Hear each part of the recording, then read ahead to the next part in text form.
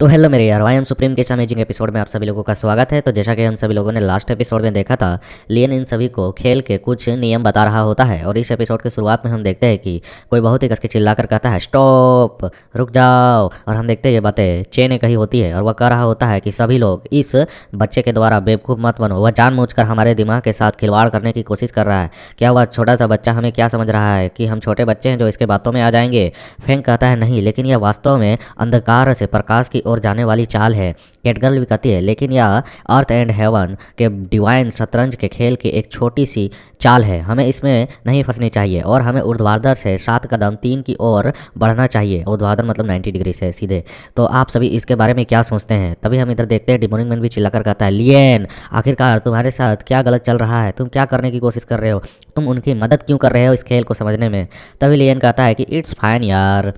या कुछ ऐसा भी चीज़ नहीं है जो मैं नहीं बता सकता हूँ, या बस देखने वाली चीज़ है कि इस खेल में वे किस तरीके के चालों को खेलते हैं। इस डिवाइन शतरंज के बोर्ड में अर्थ एंड हेवन की गहन समाज छुपी हुई है और ब्रह्मांड के परिवर्तन भी इसमें शामिल है। इसे अगर हम लोगों ने मिलकर सॉल्व कर लिया तो हमें काफ़ी सारी चीज़ें और समझ प्राप्त होंगी। यह सुनकर डिमोनिक मैन कहता है मुझे किसी भी गहन दृष्टि की आवश्यकता नहीं है, बस उन सभी को मार डालो, मैं यही चाहता हूँ।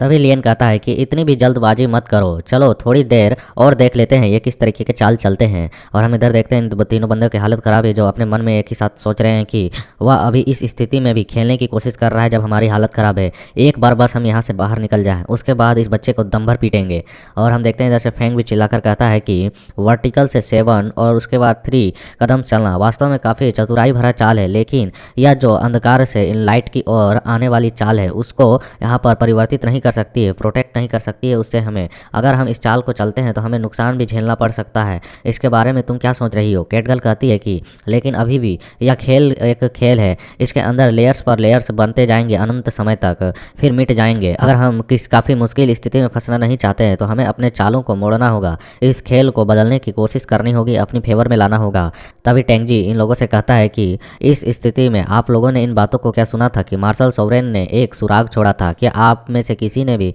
इस वाक्यांश को सुना था जिसमें उन्होंने कहा था कि आकाश में तैरती हुई मकड़ी के रेशम की तरह दिल और देत के शाखाओं की तरह मुरझाते हुए फूल, और फिर अगला कदम कोकून को उतारना और रेशम की कीट को बनाना। इस तरीके की दृष्टि को रखते हुए चालों को चलना जो कि 90 डिग्री से 9 कदम तक होनी चाहिए। इसके बारे में आप क्या सोचते हैं? यह सुनने के साथ ही फेंग चिल्लाकर कहता है यह सही है, दिस इज राइट। मैं यह मानने को इनकार करता हूँ कि हम तीनों की बुद्धि के साथ वह छोटा बच्चा हम सभी को हरा सकता है, बिल्कुल भी नहीं। और वह कहता है कि ऊर्ध्वाधर से 7 और 7 से 3, उसके बाद फिर 9 कदम, और इस तरीके से वह छलांग लगवाता है। और हम देखते हैं जैसे ये चाल चलती है तो जो समुराई मैन होता है उसके पास चारों तरफ मकड़ी के जाली की तरह स्वॉर्ड्स क्रिएट होने लगते हैं और वो सारे स्वॉर्ड्स सीधे मंकी मैन की ओर हमला करने के लिए बढ़ता है जो खुद को बचाने की कोशिश कर रहा होता है। और हम देखते हैं उन तलवारों के स्वॉर्ड्स को लगने पर इन सभी का इम्पैक्ट इन सभी लोगों पर पड़ता है। लियन हंसते हुए कह रहा होता है बहुत बढ़िया चाल थी ये, और पीछे से डिमोनिक मैन कह रहा होता है लियन, और फ्रैंक कहता है कि तुम्हारा नाम लियन है ना, मैं इस नाम को याद रखूंगा, लेकिन यह अफसोस की बात है कि आज तुम्हें यहीं मरना होगा, चाहे इस चीज़ को करने में कितनी भी बर्बादी क्यों ना हो, कितने भी कॉन्सिक्वेंस को झेलना क्यों ना पड़े। और इधर लियन कहता है कि मास्टर फेंग, आप तो मेरे द्वारा बताए गए मार्गदर्शन की वजह से अभी तक जीवित बचे हैं। अगर अब आप बहुत ग्रेट और पावरफुल दिखाने की कोशिश कर रहे हैं खुद को, तो मैं इसका मतलब क्या समझूं? आपको थोड़ा सा मेरे प्रति विनम्र बने रहना चाहिए, यह आपके लिए बेहतर होगा। और इधर डिमोनिक मैन कह रहा होता है लियन, अगर मैं आज यहाँ मर गया तो याद रखना मैं हेवन में मतलब कि परलोक में भी, जहाँ पर मरने के बाद जाते हैं, तो वहाँ पर भी मैं तुम्हें आकर परेशान करूँगा। और इधर के लेडी बॉय की हालत ख़राब होती है और लियन कहता है कि यह वास्तव में सचमुच में एक सिरदर्द है। और लियन बताता है कि ठीक है, इस गेम में अब हम हवाओं की चाल बदलने वाले खेल को चल सकते हैं और हेवन एंड फायर के ग्रेट टेक्निक पर कब्जा प्राप्त कर सकते हैं। और इधर हम देख रहे हैं पता नहीं यहाँ पर लेडी बॉय के साथ क्या हो रहा है, वह अपने सर को पकड़कर कुछ कुछ बड़बड़ा रहा है, अजीब हालत में है। और फिर लियन अजीब सा शक्ल बनाते हुए कहता है कि भूल जाओ, चाहे हम कोई से भी चाल क्यों ना चले, बस हम इधर उधर खेल रहे हैं, इससे कोई भी बदलाव नहीं होने वाला है। चलो अब हेवन की गड़गड़ाहट मतलब हेवनली थंडर एंड अर्थ की फायर के साथ खेलें और तुम सभी को सीधे तौर पर नष्ट करें और ख़त्म कर दें। और लेन यह कहकर अपने चेस्ट पीस को उछालता है और कहता है वर्टिकल से 9th और 7 से 15 छलांग। और हम देखते हैं तभी इस चाल को चलने के साथ ही मंकी मैन एक्टिवेट हो जाता है, उसके आंखों में फायर जलती है और वह अपने पिलर को बहुत ही बड़ा कर लेता है और वहाँ पर वह अपने टेक्निक का नाम लेता है हेवन थंडरिंग अर्थ फायर। और हम देखते हैं वह समुराई मैन के सामने बहुत ही बड़ा लग रहा होता है और उसे कुचलने के लिए वह तैयार होता है और वह अपने बड़े से डंडे को बहुत ही बड़े साइज में कन्वर्ट कर उन सभी को और थ्रो कर देता है मारने के लिए, जो हमें साफ साफ दिख रहा होता है कि वह एक बार इन सभी को लगे तो ये सभी कुचले जाएंगे। और हम देखते हैं इसके इस चाल को देखकर जो फेंग होता है वह चिल्लाकर कहता है कि हमें इस चाल से चलने के लिए अगली कौन सी चाल चलनी होगी। तभी यहाँ पर टेंगजी कहता है कि वर्टिकल 5 7 से 6 के बारे में आपका क्या ख्याल है, यह छलांग का मुकाबला कर सकता है। यहाँ पर कैटगर्ल कहती है नहीं, इसमें बहुत सारी कमियां हैं, अगर हम फिर वर्टिकल 10 या 8 से बाहर खेलते हैं तो हम बर्बाद हो जाएंगे, मारे जाने की स्थिति में पहुंच जाएंगे।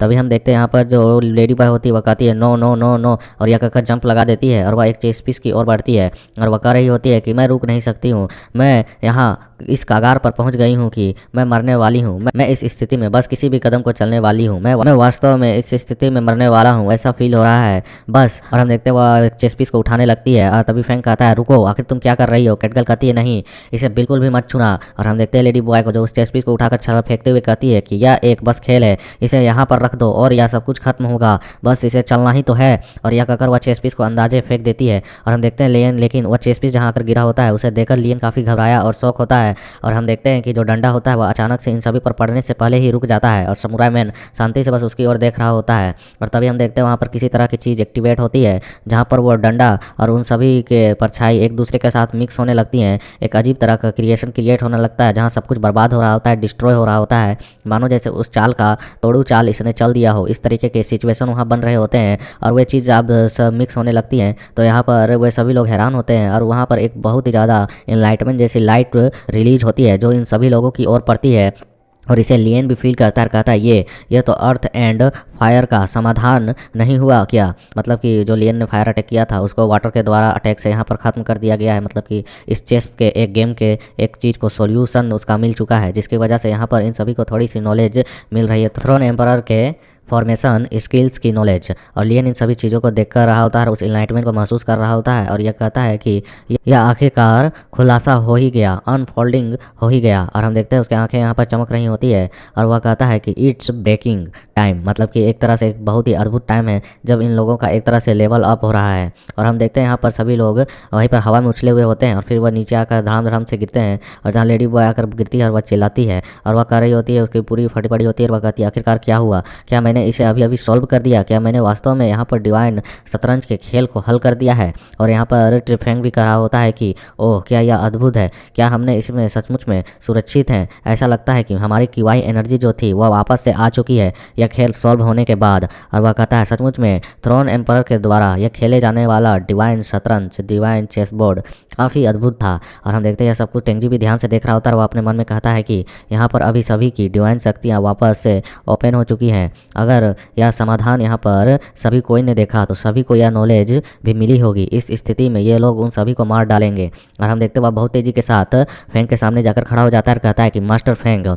मैं यह कसम खाता हूँ कि अभी जो कुछ भी उस विश्लेषण के बारे में मैंने देखा मैं उन सभी को भूल जाऊंगा, कृपया मेरी जान को बख्श दें। और हम देखते हैं पीछे से चेक कर रहा होता है ब्रदर फेंग, हम इन लोगों को छोड़ दें या मार दें या आपके डिसीजन पर निर्भर करता है। और फेंग कहता है वास्तव में मुझे इस पर थोड़ा सा सोचना होगा, चर्चा करना होगा कि किसे रखना है जिंदा और किसे मारना है। और हम देखते हैं इधर फेंग जो होता है वह अपने तलवार को आगे ला रहा होता है और वह कहता है कि यह मेरा पर्सनल वर्मिलियन ब्लेड है, मैं इस चीज़ को आप सभी के प्रति समर्पित करता हूँ एक उपहार के तौर पर, मैं बस इतना चाहता हूँ कि आप दोनों मेरे लिए ज़्यादा क्रूवल ना हो। और वह कहता है कि फॉर एक्सट्रीमली सेक्स, भविष्य में जरूर ही दोनों मास्टरों के इस काइंडनेस को याद रखेगा, इसे भूलेगा नहीं। और हम देखते हैं कि जो चे होता हुआ करा था फेंगी, हम इस बच्चे को फॉर एक्सट्रीमली सेक्ट के गेट के नज़दीक नहीं रहने दे सकते हैं, अगर यह वहाँ पर किसी भी तरह से भागकर पहुँच जाता है तो फॉर एक्सट्रीमली सेक्ट के लोग निश्चित तौर पर हमारा पीछा करेंगे। तभी फेंग कहता है नहीं, ऐसा बिल्कुल भी नहीं होगा, मैं हेवन की कसम खाता हूँ, मैं आज जो कुछ भी हुआ है उसके लिए किसी को भी शिकायत शिकायत नहीं करूंगा, कृपया लॉर्ड मुझे यहाँ से जाने दें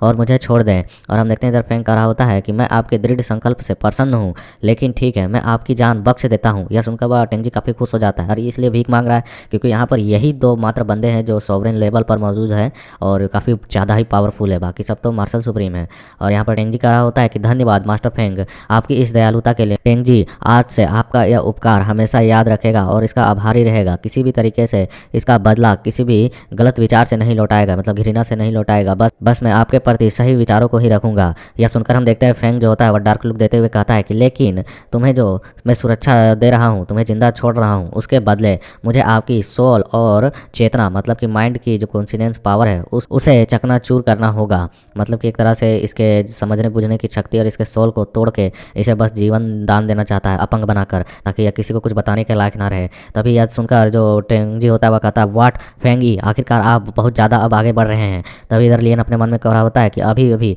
कुछ गड़बड़ लग रहा है मुझे, शतरंज का खेल जो है यहाँ पर ख़त्म हो चुका है, फिर भी हम अभी भी इस जगह पे फंसे हुए हैं और ऐसा लगता है कि हर कोई भूल गया है कि हम यहाँ क्यों आए थे। इसमें अब कम से कम 3 ऐसे टीम शामिल हैं जो इस कियोस में इस स्थिति में फंसे हुए हैं। और इधर जो फ्रैंक होता है वह बहुत ही खतरनाक तरीके से उसकी ओर देखते हुए कह रहा होता है कि अपनी किस्मत को मत आजमाओ, मैं तुम्हारे इस फिजिकल बॉडी को सुरक्षित दे रहा हूँ, सुरक्षा छोड़ रहा हूँ, यही बहुत ही बड़ा दयाल की बात है, अन्यथा आप भी बाकी लोगों की तरह राख में बदल दिए जाएंगे। मतलब कि इसका क्लियरली कहना है कि यहाँ पर जितने लोग हैं उन सभी को मारने वाला है। और तभी हम देखते हैं कि इस बंदे को अचानक कुछ फील होता है और उसके पीछे हम देखते हैं एक पोर्टल ओपन होता है और यहाँ फॉक्समैन जो मिस्टर लू यू है वह अपने वेपन के साथ इस पर एक तगड़ा अटैक करने के लिए बढ़ चुके होते हैं, जिसे यह बंदा भी सेंस कर लेता है क्योंकि यह काफ़ी पावरफुल है। और नीचे राइटर के द्वारा लिखा आता है कि युद्ध की अराजकता में मतलब कि युद्ध के कियोस में इस बैटल की स्थिति में यहाँ पर जो तय करेगा वह मार्शल सोवरेन के नेतृत्व, उसकी शक्ति और उसके द्वारा किए गए संघर्ष से ही होंगे। और इसके इसी सीन के साथ यहाँ पर हमारा ये छोटा सा चैप्टर कंप्लीट होता है। So like share comment and support, and next chapter जब रिलीज होगा तो नेक्स्ट एपिसोड भी आ जाएगा, तब तक लिए वेट करें।